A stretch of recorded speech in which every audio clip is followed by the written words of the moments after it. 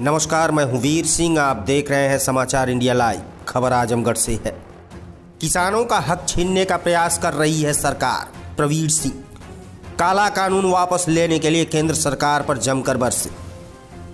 सगड़ी तहसील क्षेत्र के चुनुकपार स्थित लद्दाशाह की मजार के पास किसानों के समर्थन में कांग्रेस पार्टी द्वारा किसान पंचायत का आयोजन किया गया, जिसमें केंद्र सरकार के रवैये के खिलाफ जमकर विरोध जताया। कांग्रेस पार्टी के जिला अध्यक्ष प्रवीण सिंह ने कहा कि जो किसानों के लिए काला कानून बनाया गया है वह किसानों के हित में नहीं है। केंद्र सरकार यह कानून बनाकर किसानों की जमीन पूंजीपतियों के हाथों में सौंपना चाहती है। जो किसानों की जमीन हथियाकर पूंजीपतियों के हाथों में किसानों को खिलौना बना रही है। ऊपर से देश का अन्नदाता आज सड़कों पर है, पर सरकार यह काला कानून वापस लेने को तैयार नहीं है। जबकि किसान बार बार मांग कर रहे हैं कि इन कानूनों को वापस लिया जाए। हमें ऐसे कानून की आवश्यकता नहीं है, पर बीजेपी की सरकार शुरू से ही पूंजीपतियों को लाभ पहुंचाने का काम कर रही है। जबकि महंगाई से किसानों से लेकर आम आदमी तक पूरी तरह से त्रस्त है, उसके बावजूद सरकार सुनने को तैयार नहीं है। यही नहीं, आज डीजल और पेट्रोल का दाम आसमान छू रहा है। महंगाई बेतहाशा बढ़ती जा रही है, पर सरकार पेट्रोल और डीजल को जीएसटी के दायरे में लाने से कतरा रही है।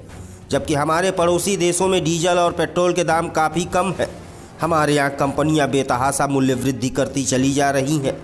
हम कांग्रेस के लोग सड़क से लेकर लोकसभा तक इसके लिए अभियान चलाएंगे। हम किसानों का हक की लड़ाई लड़ते रहेंगे और किसानों की ज़मीन पूंजीपतियों के हाथों में जाने से रोकेंगे। वहीं हरियाणा और पंजाब के किसानों द्वारा दिल्ली में किया जा रहा प्रदर्शन का समर्थन करते हुए उनका साथ देने का काम करते रहेंगे। वहीं पीसीसी सदस्य मुकेश राय ने कहा कि कांग्रेस पार्टी हमेशा से किसानों के हित की लड़ाई लड़ी है और आजीवन लड़ती रहेगी। किसान जिस दिन चेत गया उस दिन बीजेपी की सरकार को उखाड़ फेंक दिया जाएगा। जिला महासचिव अजीत कुमार राय ने कहा कि यह काला कानून बीजेपी सरकार की सोची समझी रणनीति है, जिससे कि किसान आज सड़क पर खड़ा है और सरकार सुनने को तैयार नहीं है। ऐसी सरकार जो न महंगाई रोक पा रही है, ना ही आम आदमी को किसी प्रकार की राहत मिल पा रही है, ना ही किसानों को उनकी उपज का उचित मूल्य मिल पा रहा है। ऊपर से पूंजीपतियों के हाथों में कठपुतली बनकर ऐसी सरकार नाच रही है, जिससे देश का काफ़ी नुकसान हो रहा है। ऐसे सरकार को गद्दी पर बैठे रहने का कोई हक नहीं है। चौपाल में इसके अलावा तमाम लोगों ने भी अपने अपने विचार व्यक्त कर किसानों का समर्थन किया। कार्यक्रम की अध्यक्षता अनिरुद्ध राय एवं संचालन सुफियान खान ने किया। देखिए, किसान गोष्ठियाँ हो रही हैं सभी ब्लॉकों में। किसान गोष्ठियों के करने का उद्देश्य ये है कि देश में 3 काले कानून पारित किए गए हैं देश की संसद के द्वारा, मोदी जी के द्वारा, भारतीय जनता पार्टी के प्रधानमंत्री के द्वारा, देश के प्रधानमंत्री के द्वारा। जो कृषि कानून किसानों के हित में नहीं, वह किसान जो 2014 में उनके साथ था, वह किसान 2019 में उनके साथ था, वो आज उनके साथ नहीं है।